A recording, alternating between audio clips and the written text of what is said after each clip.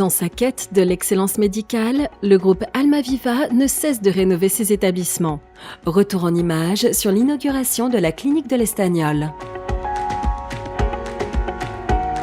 Monsieur l'adjoint au maire, mesdames, messieurs, bonjour. Je vous remercie d'être présent à cette inauguration qui est un moment important pour le groupe Almaviva parce qu'il marque en fait un double mariage. Je dirais le premier mariage, c'est la réunion de deux établissements qui étaient la clinique Wilson à Antibes et la clinique des Magnolias à Novare, qui étaient deux établissements de taille modeste, qui étaient dans des installations anciennes, qui ne correspondaient plus ni aux besoins d'hébergement, ni à la qualité de la prise en charge. Et donc, nous les avons réunis dans cette nouvelle clinique de l'Estagnol. Nos deux groupes qui partageons une même exigence, qui est l'excellence. Alors c'est l'excellence médicale, mais c'est aussi l'excellence au niveau de l'hébergement, puisque je crois que vous pouvez constater que à la fois l'emplacement et vous allez pouvoir visiter l'établissement, que ce soit les chambres, le plateau technique, eh bien nous sommes dans un environnement, je crois, extrêmement agréable et qui rendra les conditions de séjour de nos patients les plus agréables possibles, parce que nous sommes convaincus que la qualité de l'accueil, eh bien participe au rétablissement de nos patients. Mais nous avons l'ambition de mettre en place des pôles d'excellence. Alors ce sont des pôles d'excellence sur la rééducation fonctionnelle, grâce à un plateau technique que vous verrez, avec une belle néo, un plateau de kinésithérapie de grande qualité, mais aussi développer la neurologie. Et puis on a un projet qui nous tient particulièrement à cœur, qui est la prise en charge des patients souffrant de pathologies cancéreuses. Ce sont des patients fragilisés qui sont souvent polypathologiques et qui alternent des périodes de traitement et de retour à domicile. Merci, bonjour à toutes et à tous.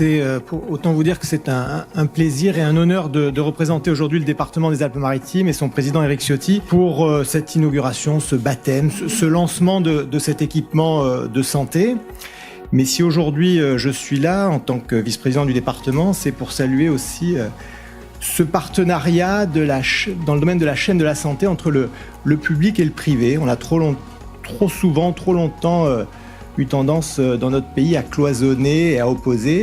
Et il me semble important que l'on rappelle que bien sûr la santé, c'est la santé publique, il y a la chaîne hospitalière, mais il y a aussi des partenariats privés.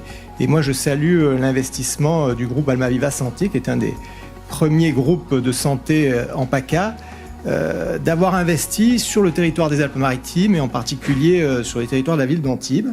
Quand même rappeler qu'un établissement de santé, c'est aussi un acteur économique important. Je ne sais pas si ça a été dit, mais c'est 57 emplois sur le territoire de la ville d'Antibes, dans les Alpes-Maritimes, dédiés à la santé, à la prise en charge de nos concitoyens. Et c'est donc un élément d'attractivité économique, d'attractivité territoriale en termes de qualité de vie, en termes de soins, en termes, vous l'avez dit, d'excellence de santé. Et moi, je suis persuadé que dans les années qui arrivent, cette perception de la santé sera de plus en plus au cœur de nos préoccupations. Donc, ce sont des éléments de satisfaction aujourd'hui d'être parmi vous. Merci au groupe Almaviva Santé, merci à l'ensemble des partenaires, merci à tous ceux qui font qu'on accueille aujourd'hui à bras ouverts ce bel établissement sur le territoire de la ville d'Antibes. Merci à vous tous.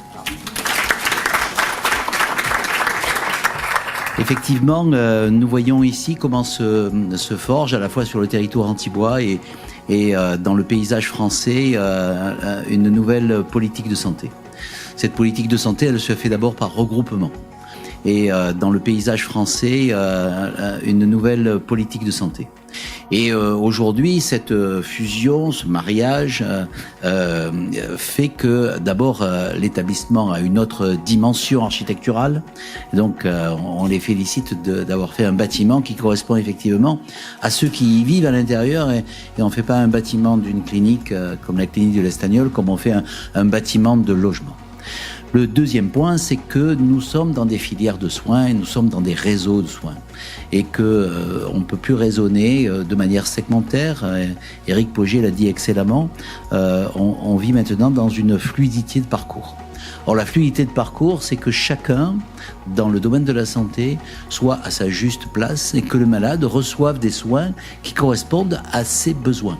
Or, on le sait très bien, je le dis très clairement, Les cliniques chirurgicales comme l'hôpital ne sont pas adaptées à faire une réadaptation prolongée, efficace, et il faut qu'il y ait cette fluidité de la sortie avec le problème français des encombrements des urgences qui n'existent dans aucun autre pays européen, qui ont réussi à trouver des solutions innovantes. Et puis, vous avez évoqué enfin, et je conclurai par ça, la diversité. Oui, là aussi, la rééducation, ça n'est pas uniquement la rééducation de la fracture de jambe. Ça n'est pas uniquement la rééducation, même à un degré de complexité plus important, d'un accident vasculaire cérébral.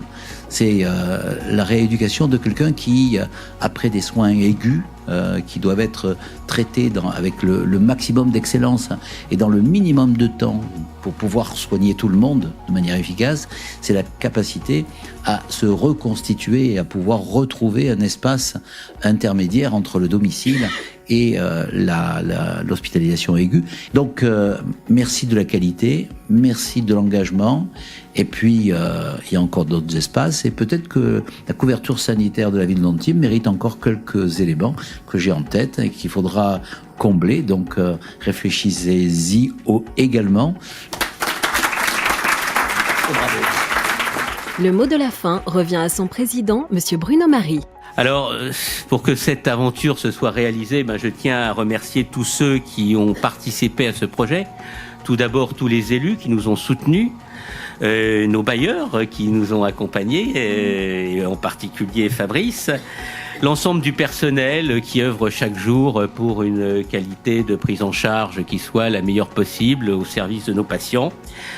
David Boisset, qui est directeur régional et qui s'est beaucoup investi, et bien sûr Carole Bramy, qui est la directrice de cet établissement et qui s'est investie corps et âme pour à la fois fusionner ces deux établissements. C'était une opération complexe.